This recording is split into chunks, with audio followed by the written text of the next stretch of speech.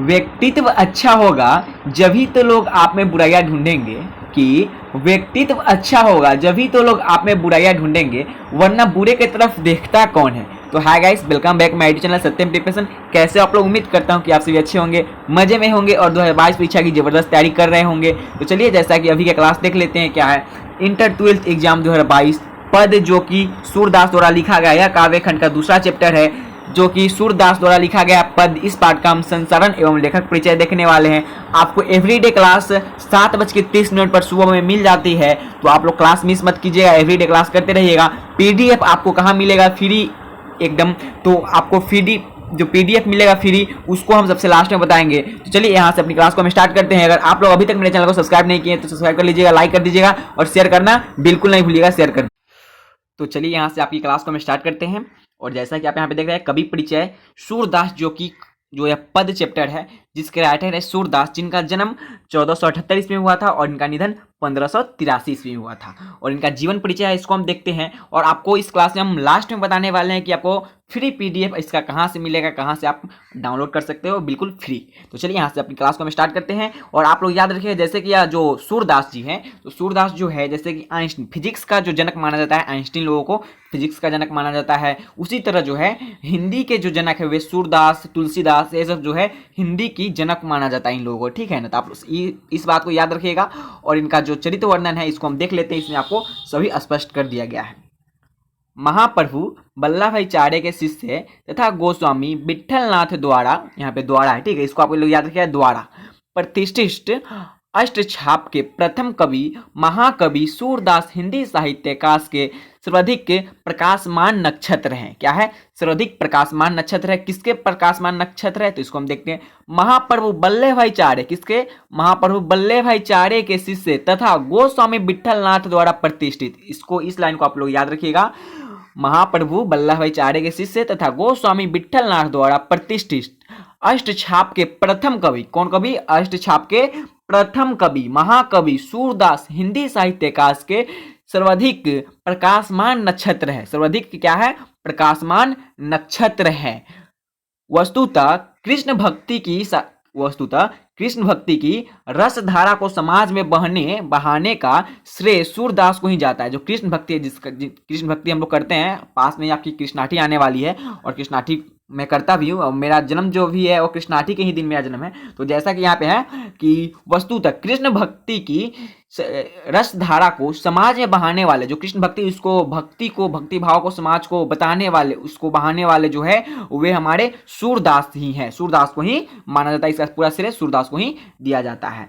महाकवि सूरदास के जन्म स्थान एवं काल के बारे में अनेक मत हैं। क्या है? महाकवि सूरदास के जन्म स्थान एवं काल के बारे में अनेक मत है। अधिकांश साहित्यकारों का मत है। क्या है? अधिकांश साहित्यकारों का मत है कि महाकवि सूरदास का जन्म, अधिकांश जो साहित्यकार है उनका मत है, उनका वोट जो है वे कि सूरदास का जन्म 1478 ईस्वी में हुआ था। यह मत है कि इनका सूरदास का जन्म 1478 में ईस्वी में हुआ था। याद रखिएगा, सूरदास का जन्म कब हुआ था? तो 1478 ईस्वी में किनका जन्म हुआ था? सूरदास का जन्म हुआ था। कब हुआ था? 1478 ईस्वी में, ठीक है। और आगे है आपका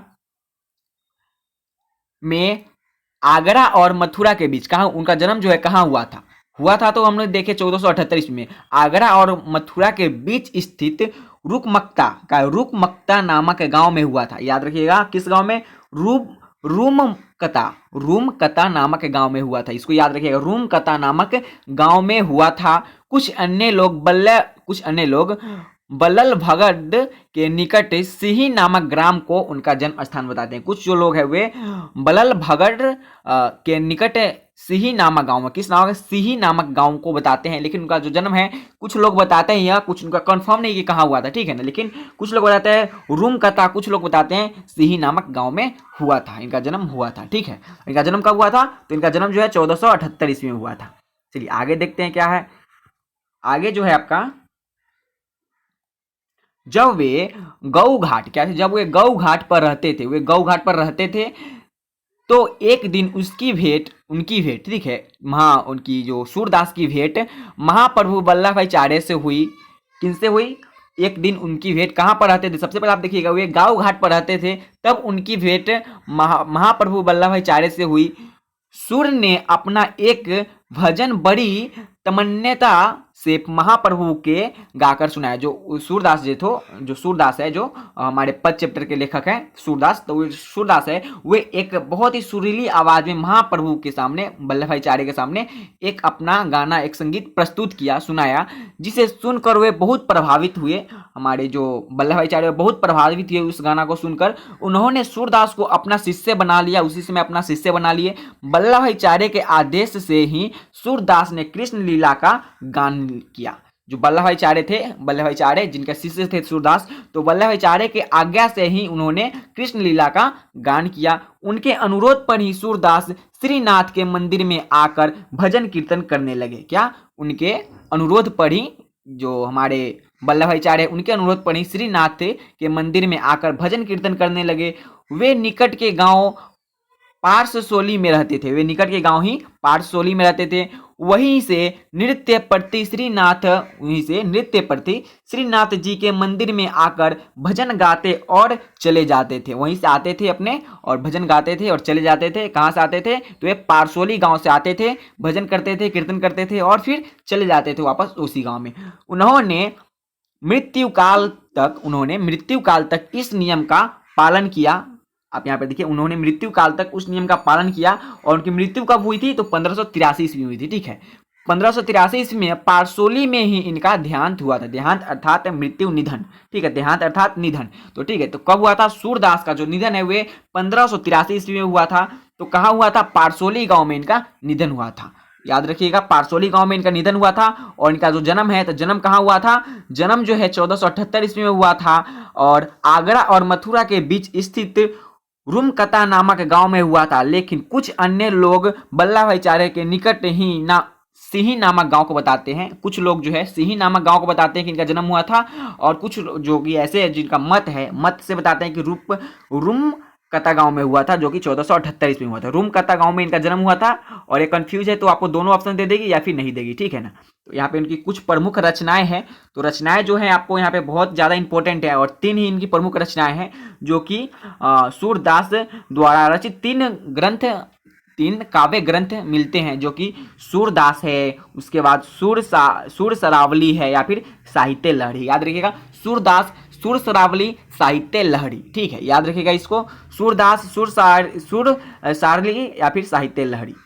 चलिए आगे उनके बारे में बताया, कुछ विशेष सूचनाएं हैं जो कि दिया गया है। काव्यगत विशेषताएं। सूरदास वात्सल्य, प्रेम और सौंदर्य से अमर कवि थे। क्या थे? सूरदास जो थे वे वात्सल्य, प्रेम और सौंदर्य से अमर कवि थे।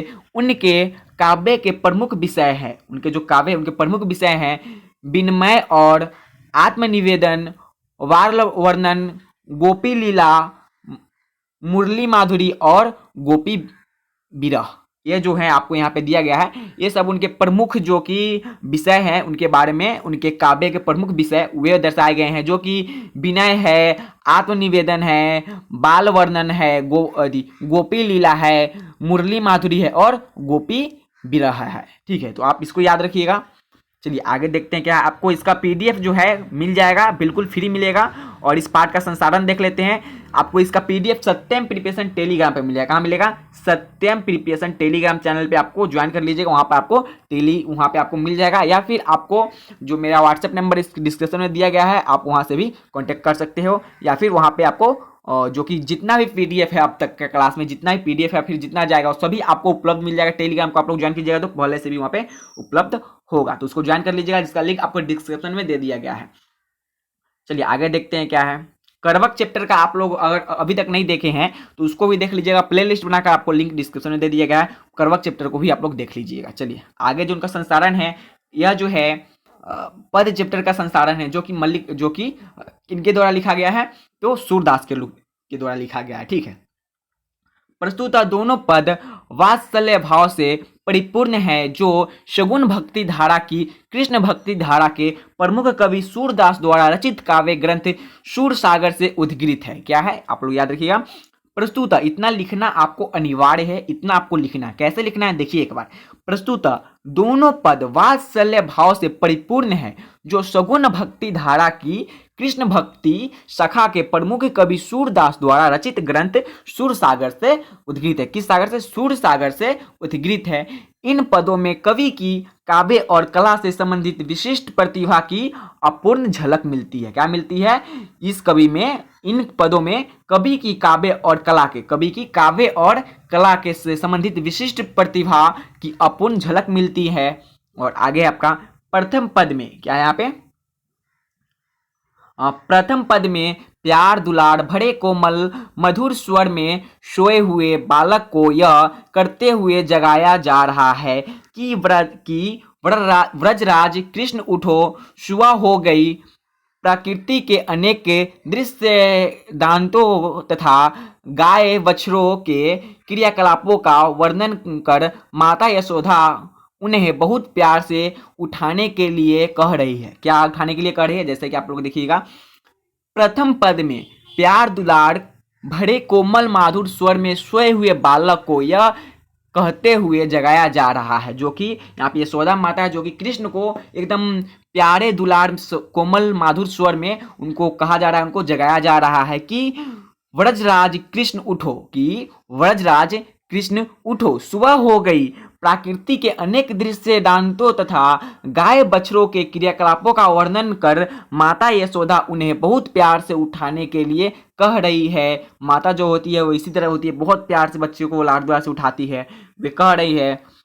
द्वितीय पद में पिता नंद बाबा की गोद में बैठकर बालक कृष्ण को भोजन करते हुए चित्रित किया है। क्या किया है? पहले पद में जो है, पहला जो पद है उसमें क्या करते हैं, प्रथम पद में, कि उनकी माता बहुत प्यार से अपने बालक कृष्ण को कि गाय की सुबह की एकदम दिलासा देते हुए उठा रही कि उठो, गाय बछड़ा को संभालो, बहुत सुबह हो गई है, मधुर आवाज में बता रही है। और सेकेंड पद में है, सेकेंड पद में पिता नंद बाबा, जो सेकेंड पद में जो पिता नंद बाबा की गोद में बैठकर बालक कृष्ण को भोजन करते हुए चित्रित किया गया है, चित्र बनाया गया है, जो कि बालक गोद में, नंद बाबा की गोद में बैठे हुए हैं।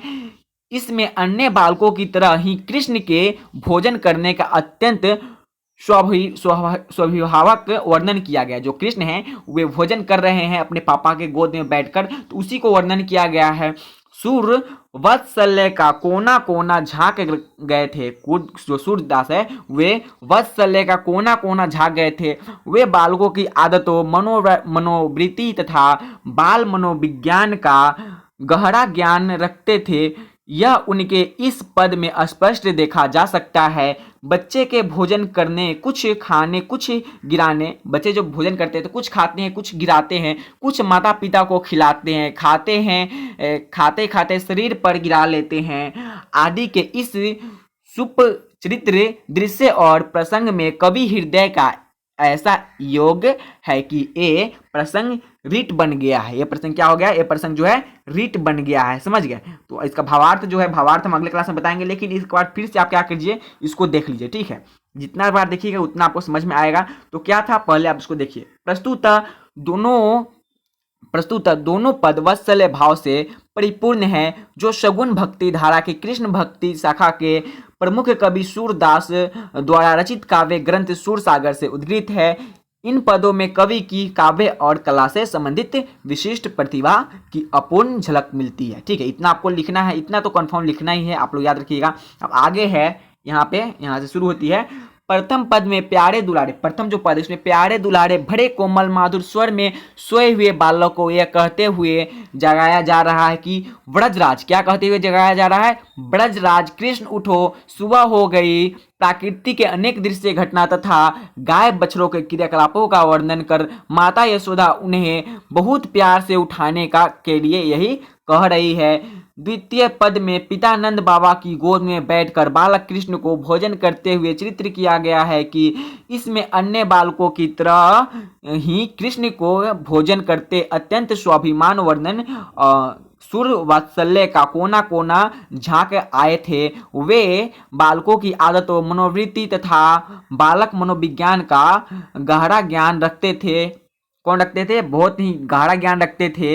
यह उनके पद में स्पष्ट देखा जा सकता है बच्चे के भोजन करते, कुछ खाते, कुछ गिराते, कुछ माता पिता को खिलाते, खाते खाते शरीर पर गिरा लेने की आदि के इस सुपरिचित दृश्य और प्रसंग में कवि ही हृदय का ऐसा योग है कि प्रसंग रीट बन गया है। क्या प्रसंग जो है वे रीट बन गया है। तो आप लोग याद रखिएगा क्या है, जैसा कि आपको यहाँ पे जो चरित्र वर्णन है इसको समझा देते हैं एक बार, ठीक है। आप नहीं समझिएगा जब तक, कितना ही पढ़ लीजिएगा नहीं समझिएगा तब तक आपको समझ में नहीं आएगा। इनका जो जन्म है पहले आप लोग देख लीजिए, कवि का जो जन्म है, जो कि पहले देख लीजिए पद चैप्टर है, पद 2 है सूरदास का और तुलसीदास का। जो 2 नंबर पार्ट है वह सूरदास द्वारा लिखा गया है, जो 3 नंबर पार्ट है वह तुलसीदास द्वारा लिखा गया है, ठीक है। तो यह सूरदास का है। सूरदास का जन्म जो है 1478 ईस्वी में हुआ था और इनका निधन है जो 1583 ईस्वी में हुआ था, ठीक है। याद रखिएगा सूरदास का जो जन्म है वे 1478 ईस्वी में, निधन 1583 ईस्वी में हुआ था। और इनका जन्म कहाँ हुआ था? आगरा और मथुरा के बीच रुक नामक गांव में हुआ था। कुछ अन्य लोग बल्लभगढ़ के निकट सिंही नामक गांव को बताते हैं, ठीक है। और इनका जो जन्म है, जो उनका जो मृत्यु जो है 1583 ईस्वी में पारसोली में ही इनका देहांत हुआ था, इनकी मृत्यु हुई थी। इनकी जो प्रमुख रचनाएं हैं वे है सूरदास, उनके जो प्रमुख रचनाएं वे है सूरदास, सूर्य श्रावली, साहित्य लहरी, ठीक है। और ये कुछ विशेषताएं हैं देख लीजिए। सूरदास वात्सल्य, प्रेम और सौंदर्य के अमर कवि थे। उनके काव्य के प्रमुख विषय हैं विनय और आत्मनिवेदन, बालवर्ण, गोपी लीला माधुरी, मुरली माधुरी और गोपी विरह है, ठीक है। इसका संसारण जो है, संसारण में आपको क्या, पहले तो आपको इतना लिखना है, लिखने के बाद आपको यहाँ से यहाँ तक तो आपको अपने से लिखना है, ठीक है। उसके बाद क्या करना है आपको, यहाँ से आपको क्या करना है, प्रथम पद में आपको क्या दिया गया, सेकंड पद में क्या आपको समझाया गया। तो प्रथम पद में आपको यही समझाया गया है कि जो ये कृष्ण जी जो है वे सो रहे हैं और उनकी माता जो है यशोदा माँ उनको बड़े प्यार से, दुलार से, कोमल भरी मधुर स्वर में उनको जगा रही है। क्या कहकर जगा रही है कि प्राकृतिक के अनेक दृश्य डांतों तथा गाय बछड़ों के क्रियाकलापों का वर्णन कर माता यशोदा उन्हें बहुत प्यार से उठाने के लिए कह रही है, तो उठा रही है। और सेकंड जो पद है, सेकंड पद में उनके पिताजी उनको गोद में रखकर, उनके पिताजी के गोद में वह सोए हुए हैं और खाना खा रहे हैं। कुछ खाना खा रहे हैं, कुछ गिरा रहे हैं, कुछ अपने माता पिता को खिला रहे हैं, कुछ गिराते हुए, कुछ खाते खाते शरीर पर गिरा लेते हैं। इन सभी का सुपरिचित दृश्य का प्रसंग में कवि हृदय का ऐसा योग बताया गया है, प्रसंग रीत बनाया गया है। तो आपकी यहीं पे समाप्त होती है कवि परिचय और प्रसंग। यहाँ पे क्या था, यहाँ पे सारांश। तो सारांश आपका 5 नंबर कंप्लीट हो गया। यहाँ पर 5 नंबर का सारांश और 5 नंबर का कवि परिचय, तो 10 नंबर आपको यहाँ से कंप्लीट हो गया। याद रखिएगा 10 नंबर। और अभी तक का आप मेरा सीरीज नहीं देख रहे हो, मेरा सीरीज का दूसरा चैप्टर है और पहले वाला जो मेरा सीरीज था टॉप 30 एमबीए ऑब्जेक्टिव प्रश्न का, उसको देख लीजिएगा, आपको लिंक डिस्क्रिप्शन में मिल जाएगा। चलिए बाय, आज के लिए फिर मिलते हैं हम कल नेक्स्ट क्लास में। तब तक के लिए जो सर क्लास देंगे उस क्लास कर